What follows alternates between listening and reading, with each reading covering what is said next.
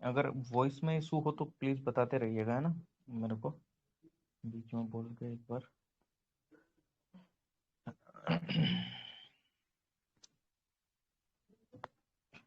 आवाज आ रही है मेरी क्लियर?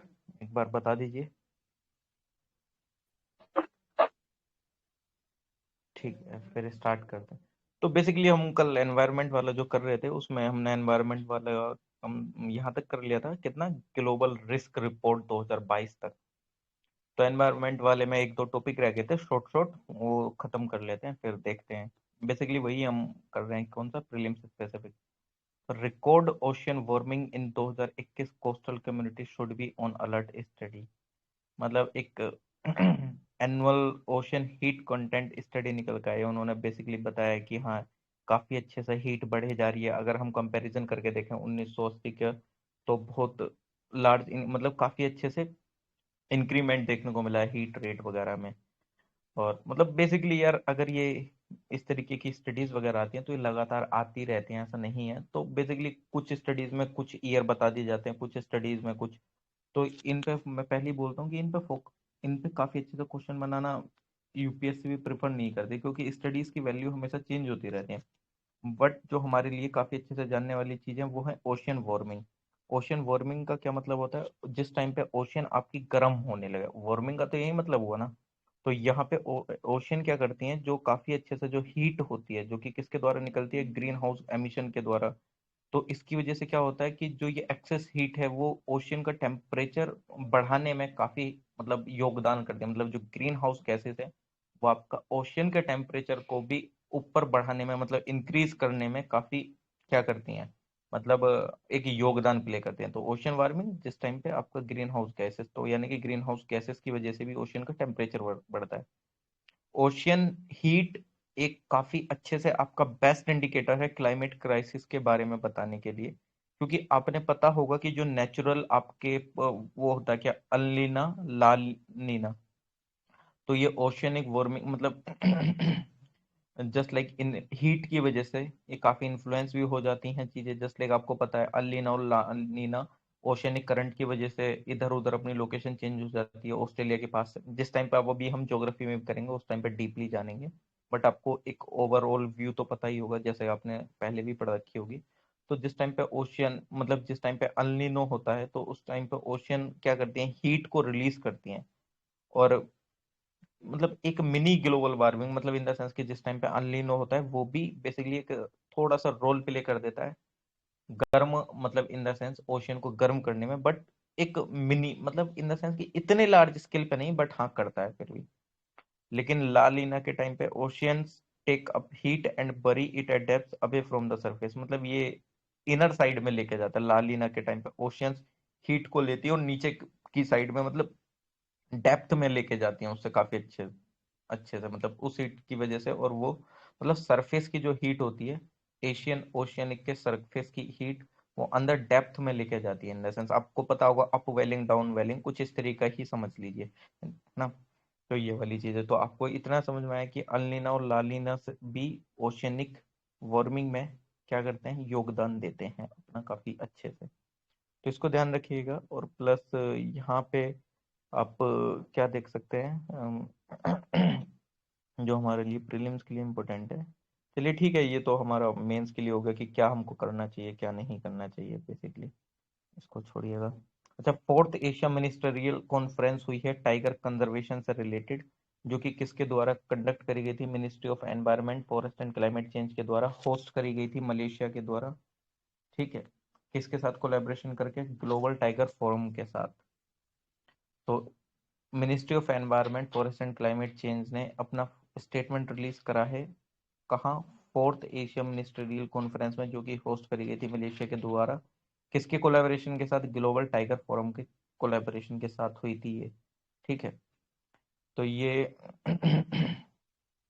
एएमसी ये जो एएमसी है, मतलब वही एशिया मिनिस्ट्रियल कॉन्फ्रेंस। ये उन सब कंट्रीज की मीटिंग है जिसके अंदर मतलब काफी अच्छे से टाइगर मतलब पाए जाते हैं एक तरीके से। मतलब 13 टाइगर रेंज कंट्रीज की मीटिंग है, क्या प्लान बनाए जाए कंजर्वेशन से रिलेटेड टाइगर के, क्या नहीं। इसके अंदर आप जान सकते हैं कि कौन कौन सी कंट्री है, यानी कि ऑब्वियसली बात है जिनके अंदर टाइगर पाए जाते हैं। तो कहाँ? मलेशिया में, Bangladesh, Bhutan, Cambodia, China, India, Indonesia, Laos, Myanmar, Nepal, Russia, Thailand and Vietnam. अब आप मेरे को इसमें से क्वेश्चन बताना, ये जो कंट्रीज के हमने नाम देखे हैं बेसिकली ऑब्वियसली ये एशिया वाली ही कंट्रीज हैं। इनमें से कौन सी कंट्रीज, इनमें से कौन सी कंट्री लैंड लॉक कंट्री है?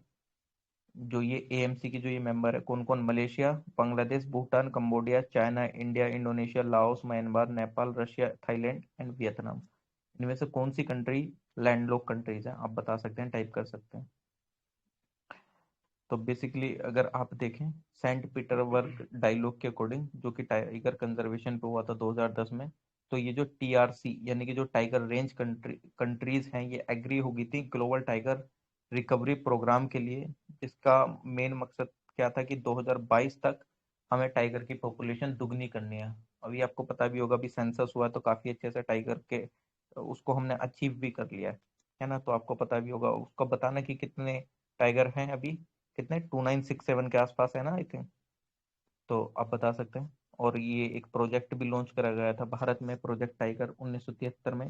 इंडिया ने काफी अच्छे से अचीव कर लिया है और मतलब डबल कर लिया पॉपुलेशन 2018 में ही, है ना? हम 4 साल आगे चल रहे हैं। देखो आपको पता है ये जो रिपोर्ट थी ये 2018 की 2022 में रिलीज हुई थी ना। 2018 की रिपोर्ट 2022 में रिलीज हुई थी, कुछ वो हो गया था बीच में, मतलब हो जाता है यार, कोरोना वगैरह आ गया था, कैसे हम वो सारी चीजें कैलकुलेट करते।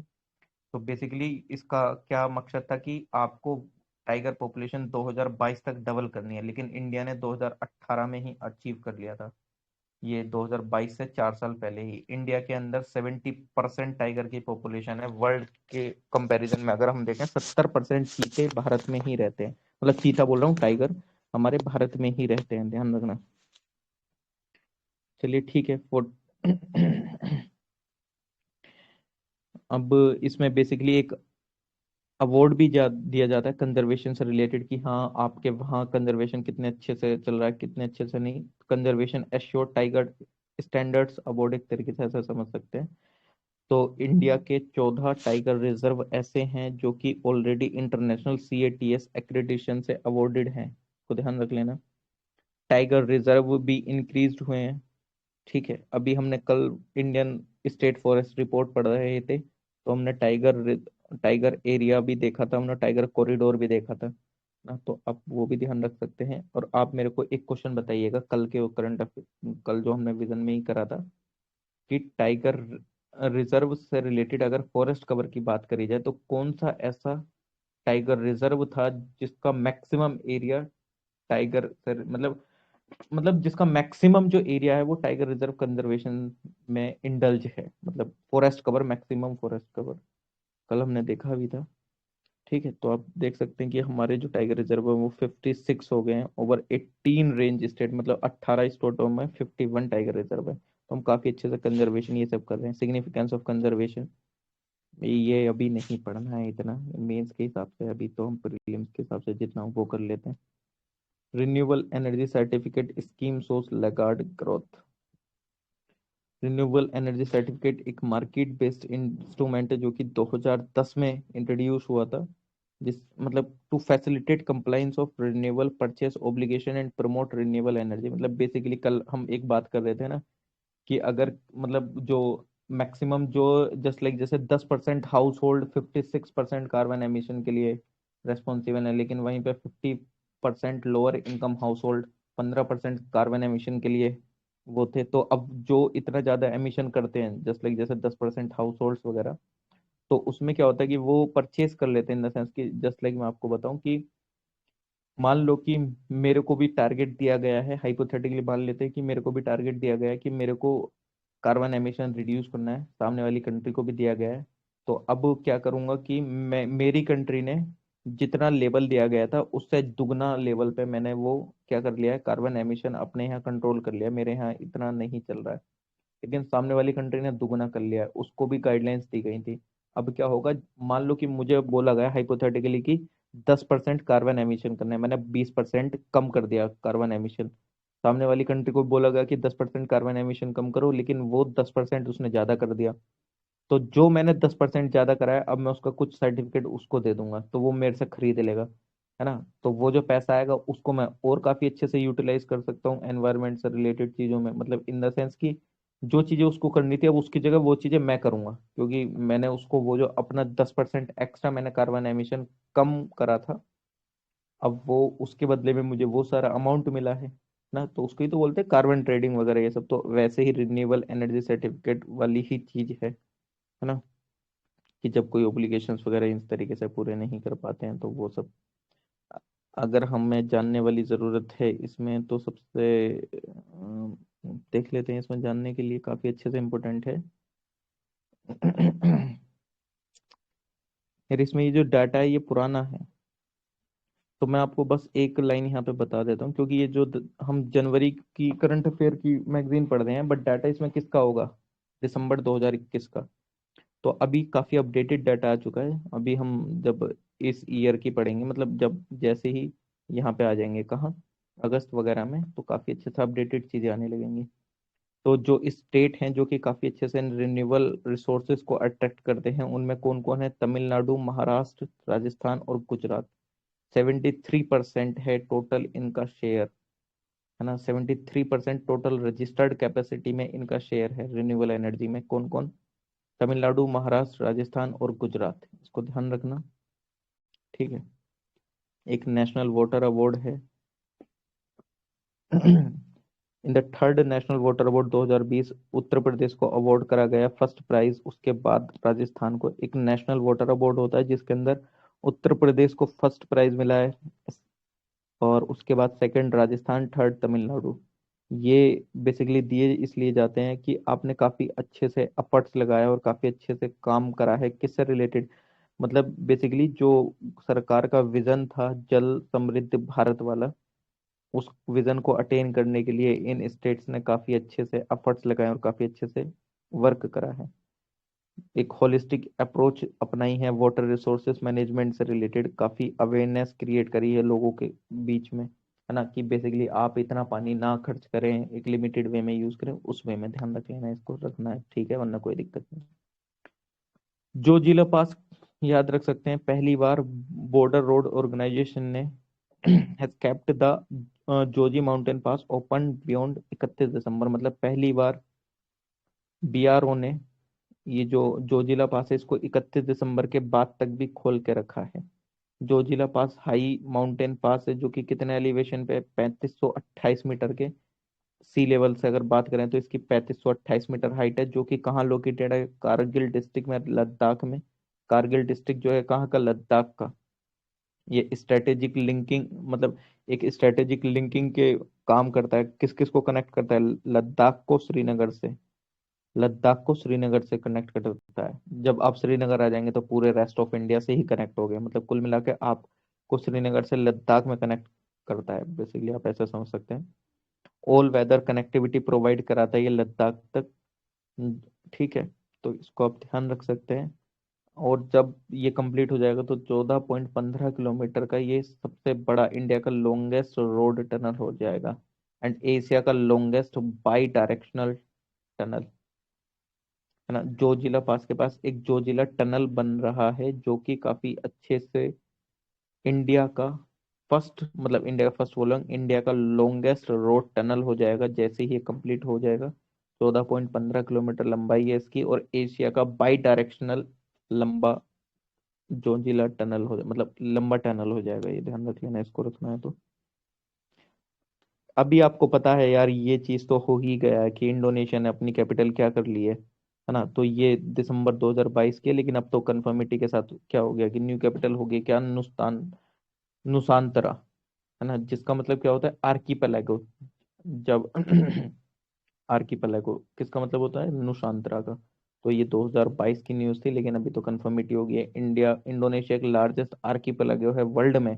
आर्कीपेलागो कुछ नहीं, एक छोटे छोटे आइलैंड से बन के बना एक, मतलब काफी आइलैंड से मिलकर बना, मतलब एक बड़ी यूनिट को हम आर्कीपेलागो कह देते हैं। मतलब 17,000 आइलैंड से मिलकर, मतलब 17,000 आइलैंड है इंडोनेशिया में। अगर आप मैप देखो तो आप देखोगे ना कितने छोटे छोटे आइलैंड्स हैं उसके, जितने भी हैं छोटे छोटे छोटे छोटे साइड साइड में, है ना।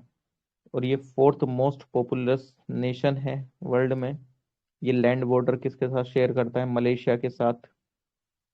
मलेशिया के साथ कौन सा कौन सा आइलैंड इसका शेयर होता है मलेशिया के साथ? इसका बोर्नियो। पापुआ न्यू गिनिया के साथ न्यू गिनिया शेयर होता है। तिमुर लेस्ते के साथ ईस्ट तिमुर सी होता है। आप मैप में देखेंगे तो आपको काफी अच्छे से समझ आ जाएगी। और मैरीटाइम बॉर्डर इसका ऑस्ट्रेलिया के साथ शेयर होता है, इंडिया के साथ, फिलीपींस के साथ, सिंगापुर के साथ, थाईलैंड के साथ, वियतनाम के साथ। देख सकते हैं, बट अब तो ये कन्फर्मिटी हो गया, अब इसमें क्या ही छोड़ा जाए चीज। पेरू जो कि किसकी कैपिटल? पेरू, पेरू की कैपिटल क्या है? लिमा। पेरू गवर्नमेंट ने डिक्लेयर करा है 90 day environmental emergency coastal area में लिमा के, क्योंकि वहां पे ऑयल स्पिल हो गया था। इसकी वजह से उसको वहां पे 90 डे की एनवायरमेंटल इमरजेंसी उनको वहां पे घोषित करनी पड़ी थी। ये third largest south American country है जो कि लैंड बाउंड्री शेयर करती है इक्वाडोर के साथ, कोलंबिया के साथ, ब्राजील के साथ, बोलीविया के साथ और चिली के साथ। ध्यान रख सकते हैं इसको। ठीक है, तो इतना आप ध्यान रखिएगा जो कि हमारे लिए इम्पोर्टेंट है इसमें इतना। ठीक है, चलिए आगे चल लेते हैं। Social issue. Social issue mainly काफी अच्छे से आपका मेंस में हेल्पफुल होगा, यहाँ पे इतना हेल्पफुल नहीं होगा, बट जिस भी आर्टिकल में कुछ डाटा दिखेगा जो कि प्रीलिम्स के अकॉर्डिंग होगा वो देख लेंगे, लेकिन ये मेंस पॉइंट ऑफ व्यू से काफी अच्छे से आर्टिकल है। अब इसमें इतना टाइम वेस्ट करके कोई फ्रूटफुल चीज नहीं होगी। ग्लोबलाइजेशन स्लो डाउन और म्यूटेटिंग, यार देखो ऑब्वियसली बात है, टोटल मेंस बेस्ड है। जो भी मुझे लगेगा कि हाँ प्रीलिम्स के हिसाब से पढ़ना चाहिए तो उसको जरूर करेंगे। Phase of slow down, reason for dissatisfaction, इसको भी छोड़ देते हैं। इसमें कुछ है ही नहीं, छोड़ने का क्या मतलब है? नहीं है, इसमें ऐसा सच नहीं दिख रहा है। हेट क्राइम से related, lack of causes of hate crime, यार वो तो ठीक है, कोजेस होते हैं। मेंस पॉइंट ऑफ व्यू है ये भी, ये देख सकते हो थोड़ा सा, ये देखा जाए तो। हेट क्राइम से रिलेटेड कुछ प्रोविजन भारत के अंदर हेट स्पीच के अंदर क्या है कि अगर बेसिकली, अरे यार नेट क्या हो गया?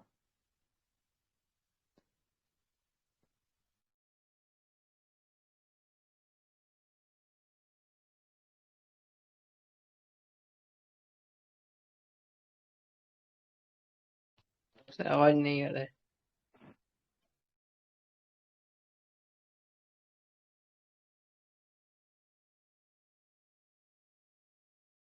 हेलो, आवाज आ रही है मेरी? जी जी आ रहा है। ठीक है, चलिए, अच्छी बात है ना। तो हेट स्पीच से रिलेटेड क्या प्रोविजन है जिसके अंदर मतलब आपको पनिश करा जाता है? तो आईपीसी की धारा 153 ए के तहत आपको पनिश कर सकते हैं, 153 बी, 295 ए।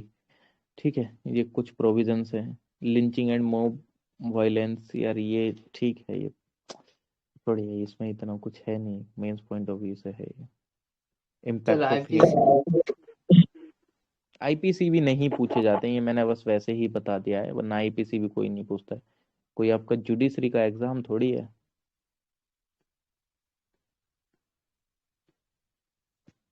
छोड़िए इसको। मैराइटल रेप कंजुगल राइट्स, यार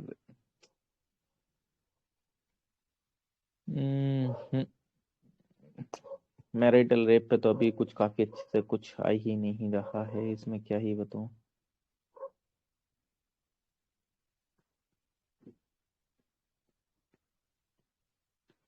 मतलब सोशल इशू में आप क्या ही बताओगे यार, काफी अच्छे से वो सोशल इश्यूज के बारे में काफी अच्छे से बात करें। इंडियन परफॉर्मेंस इन, हाँ ये देख सकते हो। Poor performance in Olympics at the, मतलब जो अभी रिसेंट में टोक्यो और समर ओलंपिक्स हुए थे और पैरा ओलंपिक्स हुए थे, इंडिया ने अपने बेस्ट परफॉर्मेंस दी अभी तक की। कितने सात, मतलब काफी मेडल्स जीत का है, जिसमें कि ओवरऑल इंडिया ने कितने जीते? 35 मेडल समर ओलंपिक्स में, है ना।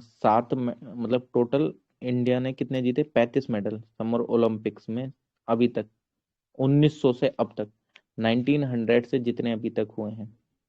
और विंटर ओलंपिक गेम्स में इंडिया अभी भी मेडल्स नहीं जीता है शायद, इंडिया ने शायद गोल्ड मेडल अभी भी उसमें कोई नहीं जीता है। एक बार क्वालिफाइड हुए थे पहली बार फीफा वर्ल्ड कप के टाइम पे 1950 में। तो ये ठीक है, आप इसको ध्यान रख सकते हैं, रखना चाहे तो, वरना ये भी मेंस पॉइंट हो गया, वे फॉरवर्ड वगैरह, यार क्या ही है, छोड़ो इसको। इसको ध्यान रखिएगा कि पहली first time world's first pig to human transplant हुआ है, मतलब पहली बार पिग का ऑर्गेन ह्यूमन में ट्रांसप्लांट हुआ है, यूएसए में देखने को मिला है ये। ठीक है, इसको ध्यान रख लीजिएगा।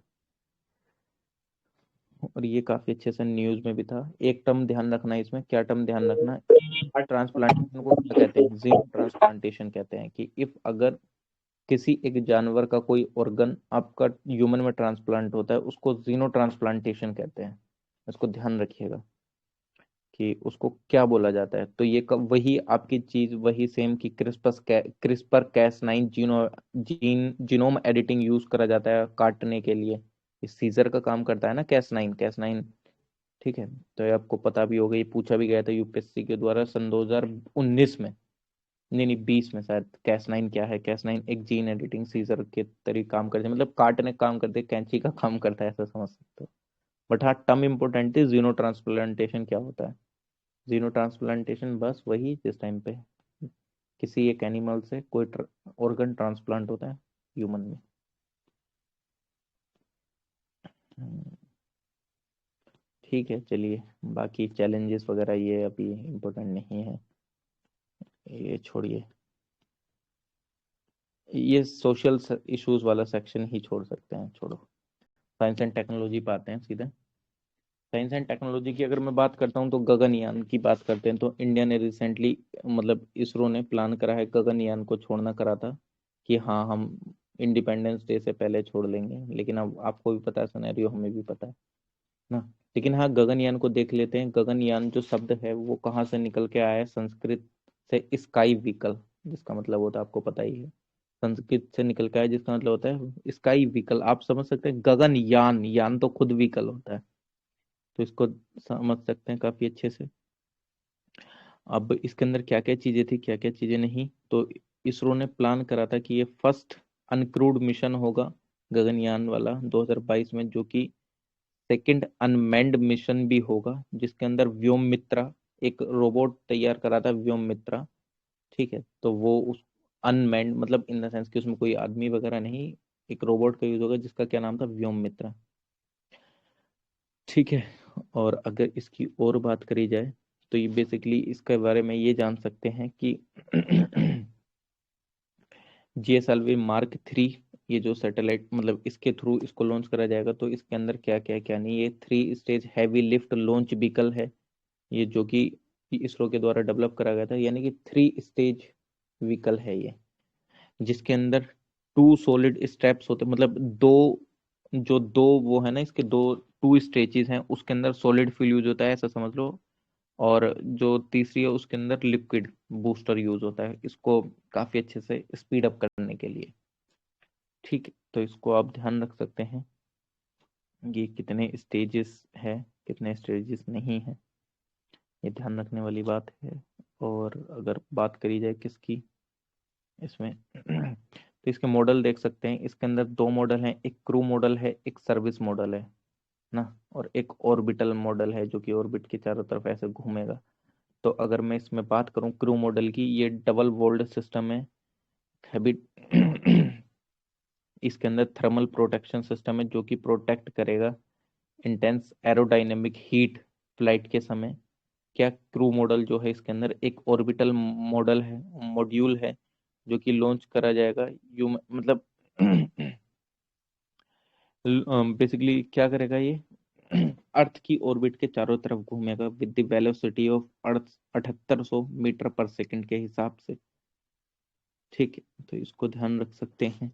और बाकी चैलेंजेस तो छोड़ो, क्या चैलेंजेस हैं, ये अभी इम्पोर्टेंट नहीं है। हम्म, हम्म।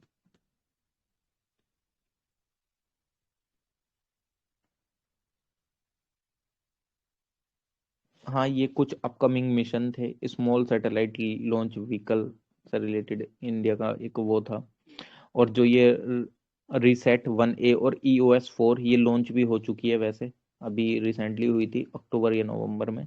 तो ये जनवरी की मैगजीन है, तो ये चीज़ें कवर खुद पे खुद आगे आने वाली मैगजीन्स में हो जाएंगी, तो अभी मैं इसको कवर इतना उससे नहीं कर रहा हूँ डिटेल में जाके। बट हाँ, ये अपकमिंग मिशन थे जो कि आने वाले अगस्त सितंबर में वाली जो मैगजीन है उसमें अच्छे से कवर होगा। आदित्य L1 मिशन है इंडिया का, चंद्रयान 3 को छोड़ने का मिशन था। इसरो, जिसको निसार बोलते हैं, निसार अभी रिसेंटली न्यूज में आया था, आपको पता भी होगा। तो निसार वाला भी एक इंडिया, इसके अंदर कौन कौन है, नासा और ISRO. Synthetic aperture radar mission था। शुक्रियान का मिशन है जो कि एक्सपेक्टेड लॉन्च है या तो 2024 या तो 2026 के अंदर। तो चीजें धीरे धीरे हो, मतलब ये चीजें कुछ हो भी चुकी हैं, तो वो आपकी आगे वाली मैगजीन्स में कवर होंगी, तो काफी अच्छे से डिटेल्ड में चीजें पता चलेंगी। अभी अगर मैं बता भी दूं तो वो मजा नहीं आएगा, जो मैगजीन में और ज्यादा अच्छे से चीजों को करने में आएगा। AMR देख लेते हैं, एंटी माइक्रोबियल रेजिस्टेंस, काफी अच्छे से डेथ का कारण बनना है पूरे विश्व में। ऐसा क्यों हो रहा है, अब आप खुद समझो यार। सबकी एक डिमांड, मतलब मान लो कि यार किसी को, एक पर्सन को जरूरत है 100 mg की दवाई की, लेकिन वो खाता है 300 300 mg, 500 500 mg की।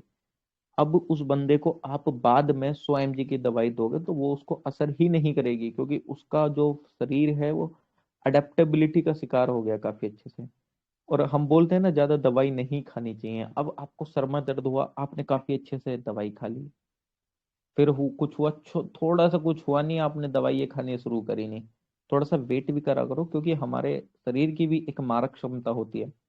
1 2 दिन वेट करो, मतलब अगर इतना गंभीर कोई इशू नहीं है तो, है ना, जो कि नॉर्मल जुकाम खांसी बुखारी ये सब हो जाता है, तो उसमें 1 2 दिन काफी अच्छे से थोड़ा सा देख लिया करो। मतलब अगर कुछ लग रहा है कि हाँ ज्यादा है तो पैरासीटामोल वगैरह खा के देख लिया ना, क्योंकि फिर शरीर भी उसी हिसाब से ढलने लगता है ना चीजों को लेके, उसको फिर आदत पड़ जाती है। जो हमारे एक शरीर की जो एक मारक क्षमता है, चाहे जो लिम्फोसाइट्स वगैरह है, जितनी भी इम्यून सिस्टम है, वो फिर काम कैसे करेगा। मतलब अब अगर कोई इंसान ठाली है कई सालों से, उसको आप काम करने के लिए बोल दो तो वो काम नहीं कर पाएगा, क्योंकि आपने उसको गंदी आदत डाल दी है उसको बैठ के खाने की। तो सेम वही चीज हो जाती है यहाँ पे भी। तो एंटी माइक्रोबियल रेजिस्टेंस के कारण काफी अच्छे से डेथ हो रही है आजकल पूरे वर्ल्ड में। अगर यंग चिल्ड्रन को देखा जाए तो वो काफी अच्छे से अफेक्टेड हो रहे हैं एएमआर के द्वारा, है ना। 2019 में देखा गया था 5 में से 1 बच्चा एएमआर के कारण, अंडर 5 एज का, डेथ हो रही है। मतलब 2019 में 5 बच्चों में से 1 बच्चे की डेथ सिर्फ और सिर्फ, जो कि 5 साल से कम था, है ना, अंडर द एज ऑफ 5, उसकी डेथ AMR की वजह से हो रही थी काफी अच्छे से, क्योंकि रेजिस्टेंस डेवलप कर लेते हैं अंदर। क्योंकि AMR का क्या ही मतलब होता है, एक तरीके से आपका रेजिस्टेंस अंदर डेवलप हो गया, कोई चीज काफी अच्छे से हो ही नहीं रही है, एंटीबायोटिक डेवलपमेंट नहीं हो रहा है काफी अच्छे से, तो इसको ध्यान रख लेना। और काफी मतलब तमाम तरीके की एंटीबायोटिक्स अगर आप देखें, तमाम तरीके की आ गई हैं, है ना। अगर AMR को अच्छे से देखना है तो बता देते हैं, एंटोमाइक्रोबियल कुछ नहीं होता है। ये बेसिकली क्या होता है कि डिसीज से, मतलब वही जो आप दवाई वगैरह खाते हैं, डिसीज से फाइट करने के लिए ह्यूमंस, एनिमल्स, प्लांट्स वगैरह इन सबको दिया जाता है। जस्ट लाइक आपको एंटीबायोटिक कोई दवाई दे दी, antiviral, anti fungal, anti parasitic medicine वगैरह। अब उसकी आपको आदत पड़ गई, आपका शरीर अच्छे से कर नहीं रहा है, वो रेस्पॉन्स करना बंद कर देता है, तो फिर भाई चीजें नॉर्मल नहीं रहती हैं।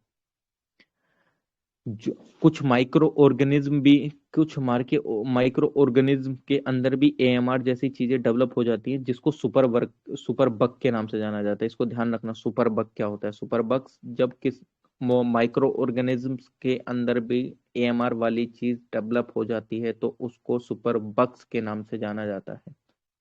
इसको ध्यान रख लीजिएगा। Impact of AMR, mains point of view, shortcomings in fighting, क्या क्या दिक्कतों का सामना करना पड़ रहा है। Mains point of view, way forward छोड़िए। एक इसको ध्यान रखना, AMR से रिलेटेड काफी अच्छे से WHO ने काफी लॉन्च कर रखी हैं चीजें, तो वो देख लेते हैं। एक one health global leaders group है एंटी माइक्रोबियल रेजिस्टेंस के लिए, जो कि ये तो करा गया था किसके द्वारा launch, food and agriculture organization के द्वारा, और world organization for animal health and world, और WHO को, मतलब 3 ऑर्गेनाइजेशन, कौन कौन सी, FAO, world organization for animal health, and world health organization के द्वारा वन हेल्थ ग्लोबल लीडर एक ग्रुप फॉर्म करा गया था एंटी माइक्रोबियल रेजिस्टेंस से रिलेटेड, जो कि काफी अच्छे से काम करता है, पॉलिसी से रिलेटेड, लेजिस्लेशन से रिलेटेड, की काफी क्या क्या मतलब काफी अच्छे से एक क्वालिटी का एंटी माइक्रोबियल ड्रग्स यूज करा जाए पूरे ऑल ओवर द वर्ल्ड, या इस तरीके से रीजनल चीजों पे मैन्युफैक्चरिंग वाली चीजें काफी अच्छे से गवर्न करी जाए, है ना। तो ये करा गया था। एक गिलास करके है इनिशिएटिव, वो भी डब्ल्यू एच ओ के द्वारा स्टार्ट करा गया था, global anti microbial resistance surveillance system. ये भी डब्ल्यू एच ओ के द्वारा जारी कराया गया था। एक अवेयर टूल करके जारी करा गया था डब्ल्यू एच ओ के द्वारा। बेसिकली ये गाइड करता है पॉलिसी मेकर्स को काफी अच्छे से, हेल्थ वर्कर्स को, कि आप मतलब काफी अच्छे से आप इफेक्टिवली किस तरीके से बना सकते हैं चीजों को और कैसे कैरी फॉरवर्ड कर सकते हैं। वो तीन चीजों में डिवाइडेड है। क्या? Access, watch, reserve. एंटीबायोटिक को बेसिकली एंटीबायोटिक्स को काफी अच्छे से उन चीजों को ट्रीट करने के लिए करा जाए, जो कि इसने बोला था अवेयर टूल के थ्रू, कि जो कि काफी अच्छे से सीरियस इन्फेक्शन है या मोस्ट कॉमन इन्फेक्शन है। वॉच, एंटीबायोटिक्स मतलब कुछ मतलब जस्ट लाइक जैसे आपके शरीर के अंदर एएमआर डेवलप हो गया, अब आपको एंटीबायोटिक्स की जरूरत पड़ेगी, तो भाई ऑब्वियसली बात है एंटीबायोटिक उस हिसाब से तो आपके पास अवेलेबल होनी चाहिए, है ना। प्रिजर्व करके रखो एंटीबायोटिक्स को काफी अच्छे से लास्ट टाइम तक के लिए भी। ग्लोबल एक्शन प्लान चलाया गया था एंटी माइक्रोबियल रेजिस्टेंस से रिलेटेड, जिसका एम था कि प्रिवेंशन करना, ट्रीटमेंट करना इन्फेक्शियस डिसीज से सेफली और इफेक्टिव मेडिसिन से, उन मेडिसिन से जो कि आपके शरीर में एएमआर डेवलप ना कर पाए काफी अच्छे से ना। तो इसको ध्यान रख लेना। इलेक्ट्रिक व्हीकल आपको पता ही है, नीति आयोग और रॉकी माउंटेन इंस्टीट्यूट, और मतलब Rocky mountain institute and India released banking on electric vehicle in India report. NITI Aayog, Rocky mountain institute and RMI, India released banking on electric vehicle in India report. एक report जारी करी गई है इन दोनों के द्वारा, नीति आयोग और रॉकी माउंटेन इंस्टीट्यूट के द्वारा। देख लेते हैं वो क्या रिपोर्ट है, क्या है क्या नहीं है। सबसे पहले एक चीज बता देता हूँ मैं आपको, उससे पहले चलो छोड़ो, वो आगे जब देखेंगे तभी देख लेंगे। Report provide consideration and recommendation to inform the inclusion of electric vehicle in the RBI priority sector landing. कुछ नहीं है बेसिकली। आपने देखा था क्या, जिस टाइम पे हम चैप्टर 12 पढ़ रहे थे इकोनॉमिक्स में, बैंकिंग इन इंडिया, मैंने आपको प्रायोरिटी सेक्टर लैंडिंग बताया था कि 40% प्रायोरिटी सेक्टर लैंडिंग में आपको लोन देना होता है बेसिकली, जिससे कि जस्ट लाइक आपका एग्रीकल्चर हो गया, एजुकेशन वगैरह हो गया ना, किसी भी बैंक को टोटल लोन का 40% प्रायोरिटी सेक्टर लैंडिंग को देना पड़ता है। वहीं पे फॉरेन बैंक को कितना कर रखा था, 32% के आसपास। तो जो इसके अंदर सेक्टर्स थे, बोला गया कि इसके अंदर इलेक्ट्रिक व्हीकल्स को भी कल इस पीएसएल के अंदर इलेक्ट्रिक व्हीकल्स को भी डालो, ताकि लोगों को काफी अच्छे से लोन मिल सके।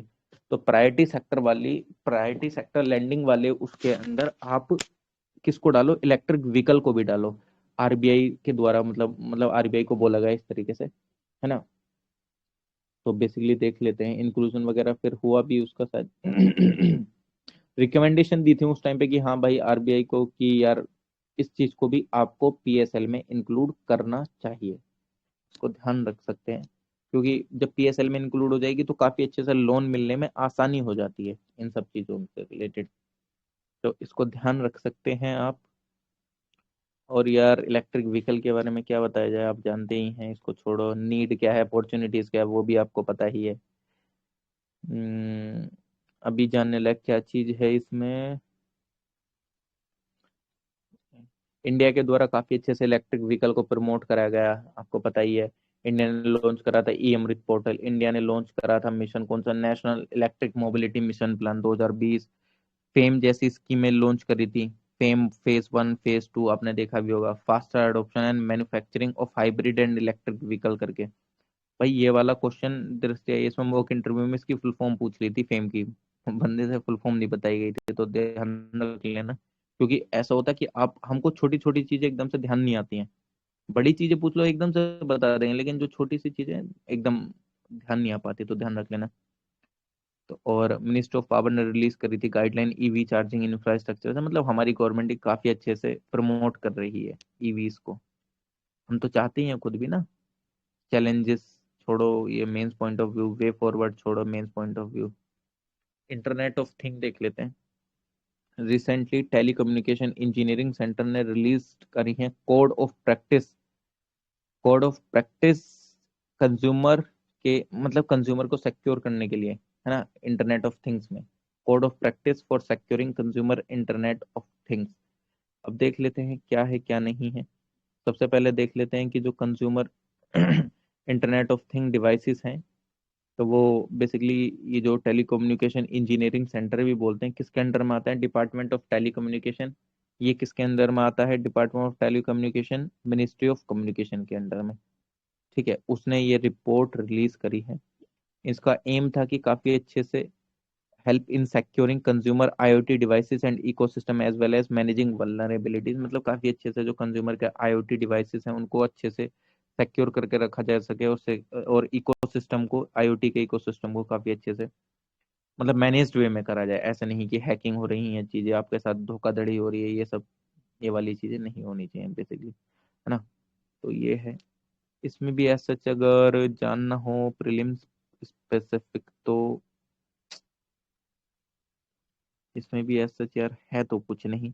आईओटी के बारे में आप बेसिक डिटेल जानते ही हैं, लेकिन प्रीलिम्स स्पेसिफिक मेरे को इसमें ऐसा कुछ दिख नहीं रहा है। मेंस स्पेसिफिक है। चलो ठीक है यार, गाइडलाइंस वगैरह तो आपके गवर्नेंस का पार्ट आ जाती है ना जीएस 2 के अंदर, तो वो उसके हिसाब से जरूरी है। चलो ठीक है, हमको दिख गया डार्क जीनोम। ये मैं एक बार क्वेश्चन में पूछा था।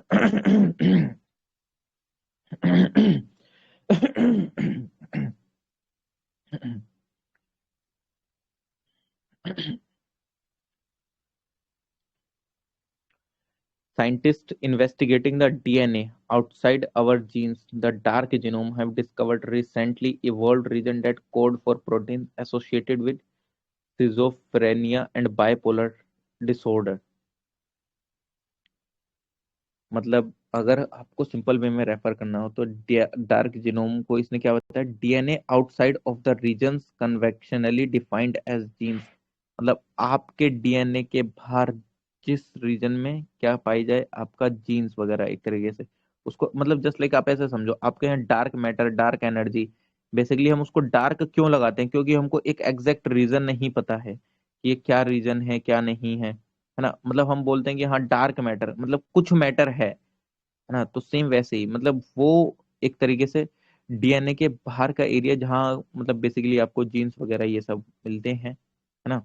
तो उन्होंने, साइंटिस्ट ने अभी इन्वेस्टिगेट करा है, अब इसके बारे में देखते हैं क्या होता है क्या नहीं होता है। तो इसको ध्यान रख लेना, रखना चाहो तो। Indian space research organisation SSLV to have mid in flight in April, मतलब अप्रैल में SSLV-D1 की माइक्रोसेट लॉन्च होगा 2022 में। मतलब होगा, होगा क्या, हो चुका है, ऐसा समझो इसको। तो ये भी ऐसा कोई खास तो है नहीं, अप्रैल वाली में इसको कवर कर लेंगे। China lunar probe find first on site evidence of water on moon surface. ये ध्यान रख लेना, चाइना के लूनर प्रोब ने सबसे पहले पता लगाया है मून के सरफेस पे वाटर, ऑन साइट एविडेंस के साथ। मतलब ऐसे तो बोलने को तो सबने बोला है, लेकिन ऑन साइट एविडेंस किसने पता लगाया? चाइना के, किसने? चाइना चेंज 5 लूनर, है ना, प्रोब, इसने पता लगाया है। इसको ध्यान रख लीजिएगा। इंडिया इंडिया ने सबसे पहले शो करा था, मतलब 2008 में इंडिया का जो चंद्रयान था उसने डाटा शो करा था एविडेंस रिलेटेड वाटर के, कि हाँ मून पे वाटर है, मून के एक्सपोज मतलब एक्सोस्फेयर के अंदर वाटर है ना। ये किसने बोला था? चंद्रयान 1 ने 2008 में वैसे ही ये चीज बोली थी। चंद्रयान 2 जो कि 2019 में, उन्होंने भी कंफर्म करी थी प्रेजेंस ऑफ वाटर। लेकिन ये सब चीजें कहाँ से कवर हो रही थी? बाहर से, मतलब स्कैनिंग के थ्रू ये सब। लेकिन ऑन साइट एविडेंस किसने कराया? चाइना के चेंग्स 5 लूनर प्रोब ने ऑन साइट जाके एविडेंस अगर बात करें तो। ये तो, वरना आपको पता है चंद्रयान 2 तो हमारा फेल हो गया था, एक पार्टी तो चल रहा था। ठीक है, क्या क्या पार्ट थे उसके? प्रज्ञान के विक्रम, कौन कौन सा था, कौन सा पार्ट घूमता बाहर? प्रज्ञान के विक्रम आप टाइप कर दीजिएगा, ये जो भी पार्ट हो, है ना। तो आप बताइएगा। तो बेसिकली वही है कि एविडेंस तो इसने, जो चाइना का चेंग 5 है उसने फिर एविडेंस ली, उस चीज को बोला है। इसको ध्यान रख सकते हैं। Magnetic field on an exoplanet, researchers ने आइडेंटिफाई करा है first signature of a magnetic field surrounding an exoplanet. देखो सबसे पहली बात, एक्सोप्लैनेट क्या होता है? वो प्लैनेट जो कि अर्थ से 123 लाइट ईयर्स दूर है। तो एक एक्सोप्लैनेट है HATP11b, उसके आसपास मैग्नेटिक फील्ड को देखा गया है। तो यार इतना कोई नहीं पूछता। एक तो एक्सोप्लैनेट तमाम है, कितनों के नाम याद रखोगे? HATP11b है, बहुत सारे एक्सोप्लैनेट्स हैं, है ना। तो कहीं ना कुछ तो डिस्कवर होता ही रहेगा, इसमें क्या ही यूपीएससी करेगी अब, है ना। तो ध्यान रख लेना। टेलीकॉम प्लेयर्स की डिमांड को अपोज करा है स्टेट सैटेलाइट प्लेयर्स ने, मतलब टेलीकॉम प्लेयर्स ने अपोज करा है सैटेलाइट प्लेयर्स को। क्यों? वो जो डिमांड कर रहे थे सेपरेट अर्थ स्टेशन लाइसेंस का, क्या हम एक सेपरेट अर्थ स्टेशन चाहते हैं, ये खोलना चाहते हैं। ठीक है। सैटेलाइट प्लेयर को किसने? टेलीकॉम वगैरह ने अपोज करा है कि हाँ, delinking licence of satellite earth station from service licences. यार ये भी ठीक है, छोड़ो, ये कुछ ना कुछ तो चलते ही रहता है खुरापाती। Conditional market authorisation, drug controller of India has granted conditional market authorisation of, मतलब कंडीशन के अकॉर्डिंग कि हाँ ठीक है, कितना कोवैक्सीन और कोविशील्ड वगैरह की जरूरत है कंट्री में अडल्ट पॉपुलेशन के लिए, कंडीशनल मार्केट ऑथराइजेशन बोलते हैं उसको। ठीक है। OmiSure, it is the it is made in India kit to detect Omicron. इसको ध्यान रख लेना कि ओमिश्योर यानी कि ओमिक्रॉन के बारे में श्योरिटी, ओमिक्रॉन को डिटेक्ट करने वाली किट जो कि अप्रूवल करी गई थी ICMR के द्वारा। ध्यान रख लेना इसको। डेवलप किसके द्वारा करा गया था? टाटा मेडिकल एंड डायग्नोस्टिक के द्वारा। क्या? ओमिश्योर। फ्रांस ने नया कोविड वेरिएंट डिटेक्ट करा था, कौन सा? IHU के नाम से जाना जाता है जिसको। यूनिवर्सिटी हॉस्पिटल इंस्टीट्यूट, फ्रांस ने रिपोर्ट करा था। छोड़ो यार, इसमें क्या ही जाओगे। एयरलाइन सेफ्टी के लिए 5G टेक्नोलॉजीज काफी सीरियस थ्रेट बन गया, काफी अच्छे से आ रही हैं। वही यार, फ्रिक्वेंसी का इशू काफी अच्छे से बैंड विड्थ मैच कर जा रही है, उनको दिक्कतें आएंगी, है ना। तो क्योंकि यार 5G फ्रिक्वेंसी की एक अलग बैंड विड्थ होगी, उनको काफी अच्छे से नहीं मिल रही है फ्रिक्वेंसी, मतलब जो उनको बैंड विड्थ चाहिए होगी, है ना। तो ये तो चलता ही रहेगा भाई, इसमें आप कुछ नहीं कर सकते ना। मैं solar fair causes radio blackout over Indian ocean. Recently अभी क्या हुआ था, सन ने काफी अच्छे से, मतलब ऐसा समझो, सन ने प्रोटॉन्स की बारिश ही कर दी, ऐसा मतलब एक तरीके से इलेक्ट्रॉन प्रोटॉन की। अब वो सारी चीजें इफेक्ट तो करेंगी किसको? हमारे एनवायरमेंट, मतलब अर्थ के एटमॉस्फेयर वगैरह को। तो अभी क्या हुआ, क्योंकि उनके अंदर करंट भी होता है भाई, वो चार्ज पार्टिकल्स होते हैं जो अर्थ से निकलते हैं सोलर फ्लेयर के रूप में। तो सन के द्वारा काफी लार्ज स्केल पर सोलर फ्लेयर निकले थे, जो कि किसने ऑब्जर्व करा था? नासा की सोलर डायनेमिज्म ऑब्जर्वेटरी ने, कि काफी लार्ज स्केल पे सोलर फ्लेयर निकले थे, जिसने कि काफी अच्छे से मतलब काफी चीजें इंटरप्ट वगैरह भी करी होंगी, है ना। तो इसको ध्यान रख सकते हैं, और क्या ही रख सकते हैं। सोलर फ्लेयर कुछ नहीं है, एक सडन एक्सप्लोजन है एनर्जी का, जो कि आपकी in the sense magnetic field lines को, मतलब आपके किस वजह से होता है ये ऐसा? क्योंकि आपकी जो मैग्नेटिक फील्ड लाइंस हैं कहाँ? सन के आसपास की, वो रीऑर्गेनाइज होती रहती हैं सन स्पॉट के आसपास, क्योंकि उसमें तो आपको पता है लगातार केमिकल रिएक्शन चलती ही रहती है। तो इस वजह से सोलर फ्लेयर निकलते हैं। ठीक है, चलिए, कोई दिक्कत नहीं है। आगे कल्चर वाला देख लेते हैं, कल्चर वाला पार्ट। 106 पेज हो गए, 121 पेज की है, कोई नहीं, हो जाएगी। आदि शंकराचार्य की बर्थ प्लेस जो कि कालादी एर्नाकुलम में है, केरला में, उसको नेशनल मॉन्यूमेंट डिक्लेयर कर दिया जाएगा। ये अगर जनवरी में ऐसा बोला गया था, लेकिन अब तक तो हो भी गया होगा, है ना। ये सिग्निफिकेंस क्या है आदि शंकराचार्य की बर्थ प्लेस का?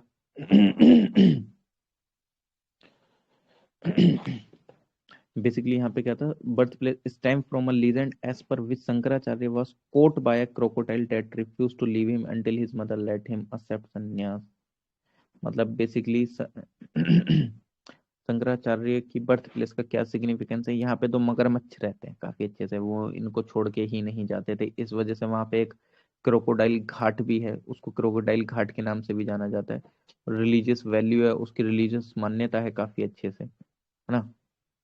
इम्पोर्टेंट इम्पोर्टेंट टेम्पल्स भी डेडिकेटेड हैं काफी अच्छे से, श्री शंकरा को, शारदा देवी को, श्री कृष्णा को, यहाँ पे आसपास श्री राम कृष्णा को।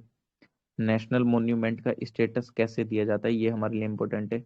ये डेजिग्नेट करा जाता है नेशनल मॉन्यूमेंट का दर्जा एएसआई के द्वारा, आर्कियोलॉजिकल सर्वे ऑफ इंडिया के द्वारा, जो कि किसके अंदर, किस एक्ट के थ्रू अपनी पावर ड्राइव करता है? Archaeological sites and remains act 1958, जो कि सेंट्रल गवर्नमेंट को ऑथोराइज करता है मेंटेन, प्रोटेक्ट और प्रमोट करने के लिए साइट को। ठीक है, ध्यान रखना करंटली हमारे नेशनल मॉन्यूमेंट स्टेटस 36,000 मॉन्यूमेंट्स को है, नेशनल इंपोर्टेंस का दर्जा 3600 मॉन्यूमेंट्स को नेशनल इंपोर्टेंस का दर्जा दिया जा चुका है एएसआई के द्वारा अब तक। चलिए देखते हैं अब आदि शंकराचार्य के बारे में। आदि शंकराचार्य के बारे में हम वैसे सब लोग जानते ही होंगे, 788 से 820 सीई के दौरान थे ये। इनका जन्म ये एक इंडियन फिलोसोफर थे और बेसिकली एक फर्म बिलीवर थे किसमें, एंशिएंट हिंदुइज्म में। इनको कंसिडर करा जाता है कि इनका मतलब ये लॉर्ड शिवा के अवतार थे, ऐसा समझ सकते हो। इन्होंने गाइडेंस ली थी अपने गुरु गोविंद भागवता पदा से, जिनके अंडर में इन्होंने काफी अच्छे से गौड़पाद्य करिका भी पढ़ी, ब्रह्म सूत्रा भी पढ़ा, वेदास भी पढ़े, उपनिषद भी पढ़े। इन्होंने अद्वैत और वेदांता का कंसेप्ट को प्रोपगेट करा और दशनामी संप्रदाय का भी। शंकर को शंकर के क्या हुआ, बोलो। हाँ भाई, चलो ठीक है। हाँ, शंकर को शंकराचार्य, इनको शंकराचार्य के नाम से जाना लगा। इनके 4 डिस्किपल्स कौन कौन से? पद्मपदा, टोटकाचार्य, हस्तमलका और सुरेश्वरा। ध्यान रख लेना कौन कौन से, पद्मपदा, टोटकाचार्य, हस्तमलका, सुरेश्वरा। ठीक है, इनका कंट्रीब्यूशन क्या है? अगर देखा जाए तो इनका कंट्रीब्यूशन, फिलोसॉफिकल कंट्रीब्यूशन क्या है?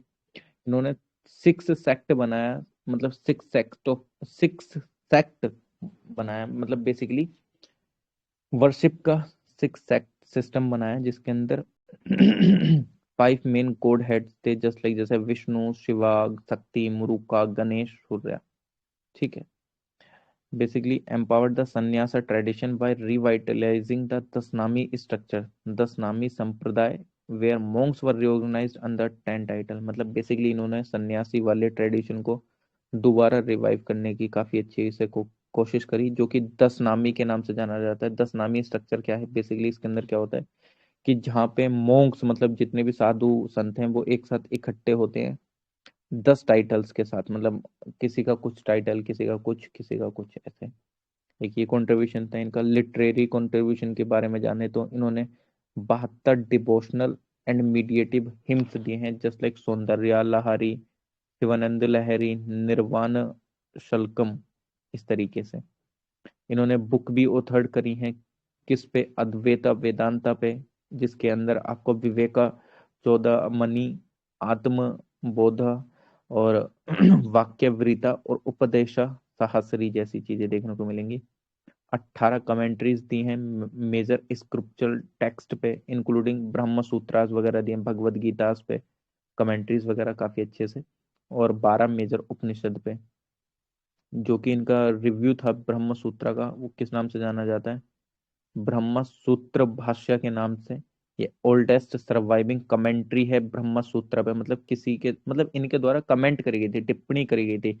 ये सबसे पुरानी कमेंट्री है ब्रह्म सूत्र पे किसी के द्वारा अगर करी गई है तो।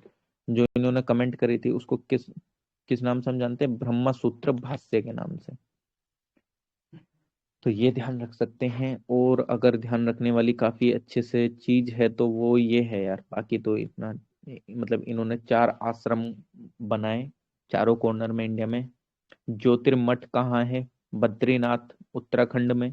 इन्होंने एडवोकेट करा वहां पे आया मतमा ब्रह्मा, दिस आत्मा इज ब्रह्मा, मतलब ये जो आत्मा है ये ब्रह्मा है। और फॉर्म्ड करा इसी बेसिस पे Atharvaveda, and was formed on the basis, मतलब ये चीज को फॉर्म करा इन्होंने किस बेसिस पे, अथर्ववेद के बेसिस पे। और टोटकाचार्य इसके हेड थे इस मठ के। मैंने आपको बताया था ना, मैंने आपको बताया था ना, इनके ये चार वो थे फॉलोअर्स टाइप से, आप समझ सकते हैं इनको। तो कौन, पद्मपद, टोटकाचार्य, हस्तमलाका और सुरेश्वरा। तो इसमें जो हेड थे कौन से वाले एरिया के, जो बद्रीनाथ में जो ज्योतिर्मठ था उसके हेड कौन थे, टाट टोटकाचार्य। गोवर्धन मठ कहाँ पे है, पुरी उड़ीसा में, जो कि फेमस है जगन्नाथ टेम्पल के लिए। और ये एडवोकेट करता है प्रज्ञानम ब्रह्मा को, मतलब कॉन्शियसनेस ही ब्रह्मा है, मतलब बेसिकली आपकी कंसंट्रेशन ही ब्रह्मा है। ये फॉर्म हुई थी किसके बेसिस पे, इन्होंने इस चीज को फॉर्म करा था, ऋग्वेदा के बेसिस पे। ऋग्वेदा के बेसिस पे ही इन्होंने ये कंसेप्ट दिया था, और अथर्ववेदा के बेसिस पे ये कंसेप्ट दिया था कि यही आत्मा ब्रह्मा है। और इसको किसके द्वारा बेसिकली, इस यहाँ के कौन हेड थे, पद्मपादा, है ना, जो कि हमने चार देखे थे जो इनके एक तरीके से फॉलोअर्स वगैरह थे, उसमें पद्मपादा पुरी के हेड थे।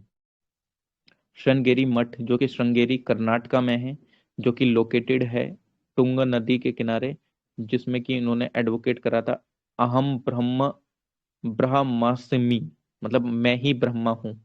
एंड ये फॉर्म्ड इन्होंने किसके बेसिस पे करी थी, यजुर्वेद के बेसिस पे। इस मठ का हेड सुरेश्वरा को बनाया गया था। एक शारदा मठ है द्वारका में, गुजरात में, जिसको तत्वमसी के नाम से जाना जाता है, ठीक है, जो कि फॉर्म्ड हुई थी सामवेदा के ऊपर। इसका हेड, मतलब इसके भी हेड कौन थे, इस मठ के हेड भी टोटकाचार्य, ठीक है, तो इसको ध्यान रख सकते हो आप काफी अच्छे से। आप अगर लोकेशन देखना चाहे तो ये देख सकते हैं, जोशीमठ ये रहा, पुरी इधर उड़ीसा, श्री श्रृंगेरी कर्नाटका, द्वारका गुजरात, ठीक है। और वैदिक मैथ्स मठ किसके द्वारा, भगवान आदि शंकराचार्य जी के द्वारा। जैसा आपको पता है हमारे 6 इंडियन फिलोसफी हैं, वेदांत की फिलोसफी, न्याय, योगा, वैशेषिक, पूर्व मीमांस पूर्व मीमांसा और और सामख्य, सामख्य बोलते हैं ना इसको। और जो ये पूर्व मीमांसा हमारी प्योरली बेस्ड है रिचुअल प्रैक्टिसेस पे, इंडियन फिलोसफी जो कि पूर्व मीमांसा है। वेदांत की बात करें तो वेदांत में हम काफी अच्छे से देखते हैं, जो कि अद्वैता किसके द्वारा दिया गया था, हमारे आदि शंकराचार्य जी के द्वारा, इनके ही द्वारा, है ना। मतलब वही इंडिविजुअल के बारे में बताया गया कि आत्मा ब्रह्मा आर्द, मतलब आत्मा और ब्रह्मा सेम है, और इसका डिफरेंस को जानना, मतलब and knowing this difference causes liberation. मतलब इन्होंने ये बोला अद्वैता के अंदर, आदि शंकराचार्य ने जी ने, कि आत्मा और ब्रह्मा सेम ही है, लेकिन इसके डिफरेंस को जानना आपका लिबरेशन का कारण बनता है। मतलब जब आप इसका डिफरेंस जानने लगेंगे ना, कि आत्मा ब्रह्मा क्यों एक है, या क्या डिफरेंस है इन दोनों के बीच में, तो यानी कि आप लिबरेशन की तरफ बढ़ रहे हैं, एक तरीके से कोजिस लिबरेशन। एक विशिष्ट बाता दिया गया था रामानुजू के द्वारा, रामानुज के द्वारा, क्या, all diversity subsume to a unified whole, है ना, जितनी भी डाइवर्सिटी है वो सारी सबस्यूम हो जाएंगे एक यूनिफाइड, मतलब एक एंटिटी के अंदर, सिंपल। द्वैता किसके द्वारा दिया गया था, माधवाचार्य जी के द्वारा। ब्रह्मा एंड आत्मा दो डिफरेंट डिफरेंट एंटिटीज हैं, और भक्ति इसका मार्ग है, मतलब साल्वेशन का एक भक्ति मार्ग है इसको अटेन करने का। किसके द्वारा दिया गया था, माधवाचार्य जी के द्वारा। एक द्वैत अद्वैत किसके द्वारा दिया गया था, एक निम्बार्का जी के द्वारा। इसमें क्या था, ब्रह्मा एक हाईएस्ट रियलिटी है, जो कि कंट्रोलर है सारी चीजों का, चाहे हमारा ब्रह्मांड का सब चीजों का। तो ब्रह्मा को इन्होंने हाईएस्ट रियलिटी माना था द्वैत अद्वैता में, निम्बार्का ने। शुद्ध अद्वैता जो कि बल्लभाचार्य जी के द्वारा दिया गया था। देखो ये नाम ध्यान भी रखना, ये चाहे तो आप मैगजीन में से दोबारा भी देख सकते हो, और आपको ध्यान भी होंगे ये चीज। गॉड और खुद इंडिविजुअल दोनों सेम थिंग है, उनमें कुछ डिफरेंस नहीं है। किसने बोला था, शुद्ध शुद्ध अद्वैता के द्वारा, मतलब शुद्ध अद्वैता में किसके द्वारा, बल्लभाचार्य जी के द्वारा। मतलब भगवान और मैं सेम है, डिफरेंट नहीं है। अचिंतनीय भेद अभेदा किसके द्वारा, चैतन्य महाप्रभु जी के द्वारा, जो कि आपको पता है चैतन्य महाप्रभु जी के बारे में आप काफी अच्छे जानते भी होंगे। जो इंडिविजुअल है, जो सेल्फ है, is both different and not different from Brahma. मतलब जो सेल्फ है, मतलब individual self is both different, मतलब इंडिविजुअलिज्म और मतलब एक खुद जो जीवात्मन, वो डिफरेंट है, लेकिन ब्रह्मा डिफरेंट नहीं है। मतलब ब्रह्मा से डिफरेंट नहीं है, बाकी सर मतलब जो आपका सेल्फ है वो डिफरेंट है, लेकिन ब्रह्मा से डिफरेंट नहीं है, है ना। Not different from Brahma. ना, आप देख सकते हैं, आपने ये वैसे पढ़ रखी होंगी फिलोसफी वगैरह काफी अच्छे से, तो आप देख लीजिएगा। आगे पढ़ेंगे नेताजी सुभाष चंद्र बोस जी के बारे में, लेकिन उससे पहले बता दीजिए, बोर तो नहीं हो रहे हैं आप लोग? हेलो।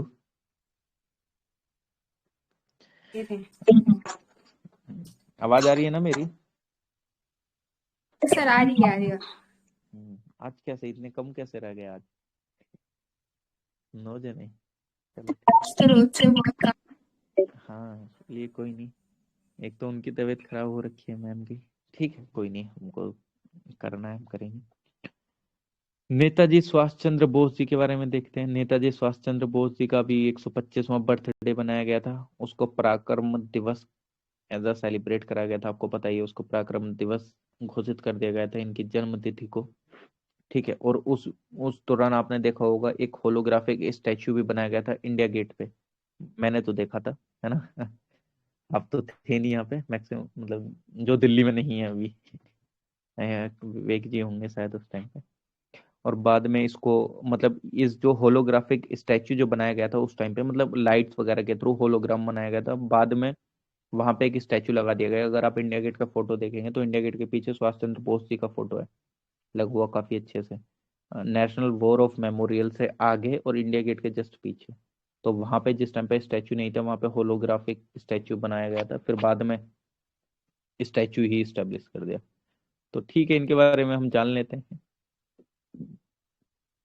कि क्या है क्या नहीं। वैसे कि बेसिकली जानते तो आप लोग सभी हो इनके बारे में। इनका जन्म कहाँ हुआ? कटक उड़ीसा में। इनके फादर कौन थे? जानकी नाथ बोस, जो कि एक पेशे से लॉयर थे। और इनकी माता जी कौन थी? प्रभावती देवी, जो कि काफी, और ये काफी अच्छे से इन्फ्लुएंस्ड थे स्वामी विवेकानंद जी की टीचिंग से। 1920 में इन्होंने क्वालिफाइड करा था क्या? आईसीएस का एग्जाम, है ना, इंडियन सिविल सर्विसेज का एग्जाम, जो कि आपका ये यूपीएससी अभी होता है। नेताजी का जो काफी अच्छे से जो कैरियर था, उसने उसमें टर्न आया ये जो जलियांवाला इंसिडेंट हुआ था, हॉरिफिक इंसिडेंट, इसके बाद से, जहाँ पे इन्होंने मतलब where the lieutenant governor of Punjab, मतलब जिस टाइम पे, वही आपको पता है, माइकल ओ डायर ने ये सारी चीजें कर दी थी, आपको पता ही है ना, कि जलियांवाला बाग हत्याकांड हुआ। तो तब से काफी इन्होंने मतलब टर्न ले लिया था अपने जीवन में, काफी अच्छे से कैरियर वगैरह को रिलेटेड, कि हाँ हमको, मेरे को क्या करना है क्या नहीं। तो जलियांवाला बाग के मैसेकर से शोक में आने के बाद इन्होंने अपनी सिविल सर्विसेज को छोड़ दिया मिड में ही। और ये भारत बेसिकली आए 1921 में, और भारत में आने के बाद नेताजी महात्मा गांधी जी के इन्फ्लुएंस में आए और उन्होंने इंडियन नेशनल कांग्रेस को ज्वाइन करा। गांधी जी के इंस्ट्रक्शन पे चले और उन्होंने वर्क भी स्टार्ट करा किसके अंडर में? देश बंधु चित्तरंजन, मतलब सीआर दास जी के अंडर में, जो कि इनके पॉलिटिकल गुरु, मतलब ये इनको अपना पॉलिटिकल गुरु मानते हैं, ध्यान रखना। सुभाष चंद्र बोस जी किसको पॉलिटिकल गुरु मानते हैं? देश बंधु चित्तरंजन दास, सीआर दास बेसिकली। और बेसिकली अगर देखें तो पॉलिटिक्स में इनके क्या क्लासेस थे, गांधी जी वगैरह इन सबसे। 1928 में मोतीलाल नेहरू कमेटी अपॉइंट करी गई थी कांग्रेस के द्वारा, डिक्लेयर्ड हुई थी कांग्रेस के द्वारा declared in favour of domination status, but Netaji along with Jawaharlal Nehru oppose it and asserted complete independence. मतलब बेसिकली आपको पता है, डोमिनेंट स्टेटस उन्होंने देने के लिए बोला था, तो लेकिन जवाहरलाल नेहरू जी ने, आपको पता है कि इसका अपोज करा था काफी अच्छे से। तो साथ में नेताजी ने बोला था कि हमको डोमिनियन स्टेटस नहीं, हमको पूरी आजादी चाहिए। 1931 में इन्होंने प्रोटेस्ट करा गांधी इरविन पैक्ट के अगेंस्ट में भी इनके मत नहीं मिले, और अपोज करा इन्होंने जो गांधी जी ने सिविल डिसोबीडियंस मूवमेंट को रोक दिया था, स्पेशली तब जिस टाइम पे भगत सिंह और उसके जो साथी थे, उनके जो साथी थे, भगत सिंह जी के जो साथी थे, उनको जिस टाइम पे सूली पे चढ़ाया गया, तो उस टाइम पे इनको, मतलब इन्होंने काफी अच्छे से अपोज करा कि भाई तुमने सिविल डिसोबीडियंस ऐसे मूवमेंट पे क्यों बंद कर दिया, या गांधी इरविन पैक्ट क्यों कर लिया, तो मतभेद थे थोड़े से। इनको प्रेसिडेंट भी बनाया गया था, ये प्रेसिडेंट भी बने थे कांग्रेस सेशन के 1938 में हरिपुरा सेशन में, है ना। और ये प्रेसिडेंट नॉमिनेट भी हुए थे काफी, मतलब ऑब्वियसली बात है, ये बेसिकली एज अ प्रेसिडेंट ही मेंशन, मतलब इन जिस टाइम पे ये प्रेसिडेंट बन गए थे उन्होंने काफी अच्छे से मतलब कॉम्प्रिहेंसिव स्कीम लाने की कोशिश करी, इन द सेंस जो कि इंडस्ट्रियल डेवलपमेंट वगैरह से रिलेटेड और स्टेट ओनरशिप से रिलेटेड और स्टेट कंट्रोल से रिलेटेड, इन्होंने काफी अच्छे से इकोनॉमिक डेवलपमेंट की बात करी कंट्री से रिलेटेड प्लानिंग के थ्रू। और आपको पता है नेशनल प्लानिंग कमेटी भी बनाई गई थी, किसकी चेयरमैनशिप के अंडर में, पंडित जवाहरलाल नेहरू जी के अंडर में। ये दोबारा री इलेक्ट हुए थे प्रेसिडेंट की पोस्ट के लिए त्रिपुरा सेशन में, जो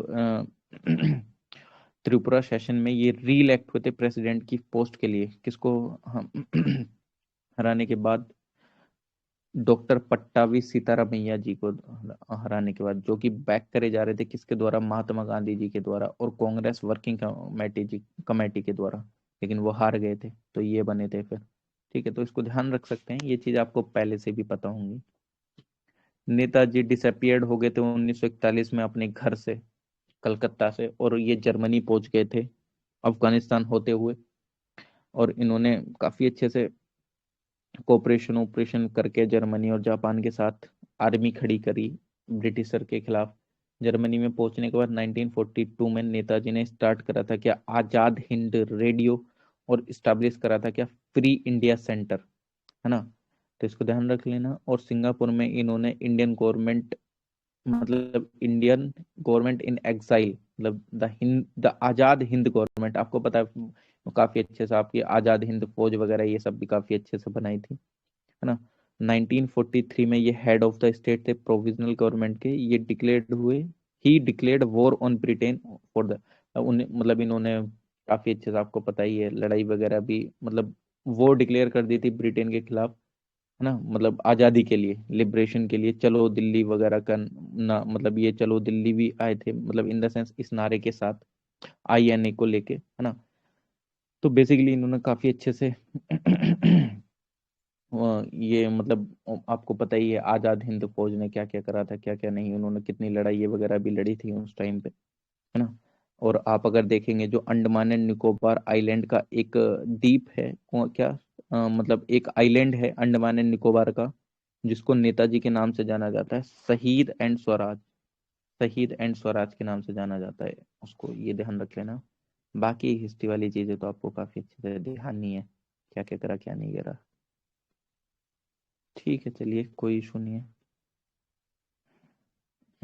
ओके, न्यूज इन शॉर्ट देख लेते हैं। जलीकट्टू आपको पता है एक बुल टेम्बिंग स्पोर्ट है, आपको पता है ना, वो बुल रहती है और उसके सामने वो खड़े हो जाते हैं आगे, फिर उसको मतलब वो फिर बुल इंसान को मारता है, ये सब जलीकट्टू, इतना ध्यान रखना। तमिलनाडु का एक स्पोर्ट है बुल टेम्बिंग स्पोर्ट, जो कि ट्रेडिशनली पार्ट रहा है फेस्टिवल, पोंगल के फेस्टिवल के दौरान का, जैसे जैसे इस टाइम पे हमारे यहाँ मकर संक्रांति वगैरह पे पतंग वगैरह ये सब होता है ना। तो उस टाइम पे ये वहां पे जलीकट्टू वाला चलता है, तो इसको ध्यान रख लेना आप काफी अच्छे से।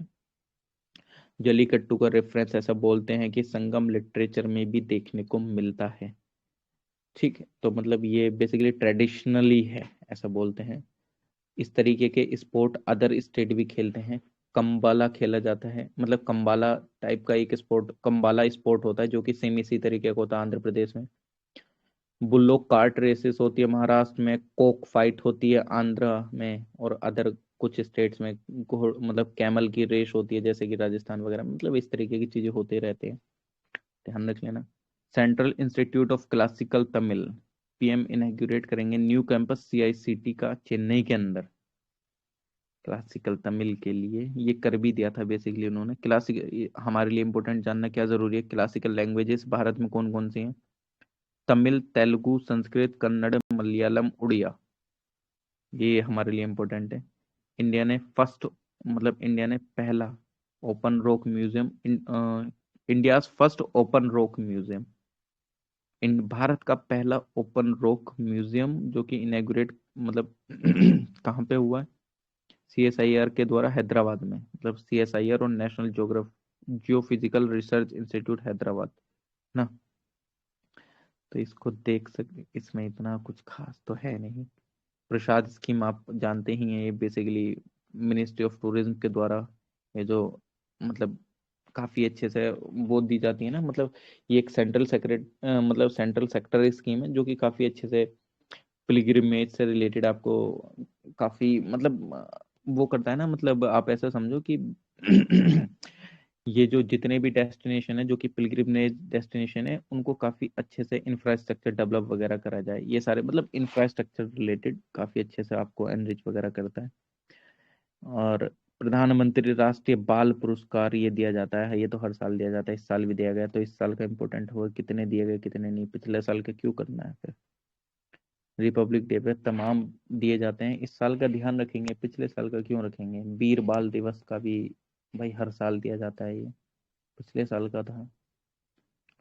Living root bridges, living root bridges आपको पता है, आपने फोटो में भी देखा होगा, वो जो पेड़ के उससे आपने देखा होगा ना, वो जो एक ब्रिज सा बना हुआ है, फोटो वायरल होता रहता है काफी अच्छे से। तो उसको यूनेस्को हेरिटेज साइट का टैग दिलाने के लिए कई बार बोला गया कि हाँ इसको आप दिलाइएगा, लेकिन वो है कहाँ पता है आपको, मेघालय में है। लिविंग रूट ब्रिजेस आपका फोटो देखना उसका कभी, पेड़ की उससे वो काफी अच्छे से बना हुआ है, जो रेशम मतलब जो जड़ वगैरह है इस तरीके से रहती हैं उनसे। ये बेसिकली एक मतलब बोला कि ये, अरे इसमें फोटो भी दे रखा है, ये देखो, ये रहा, ये है, इसको देखो, ये काफी अच्छे से। हाँ, ये कहाँ है आपके, मेघालय में है, तो इसको यूनेस्को हेरिटेज साइट का दर्जा दिलाने के लिए मतलब बोला कि हाँ इसको हेरिटेज टैग मिल जाए। तो ये कहाँ पे होता है आपका, मेघालय में है।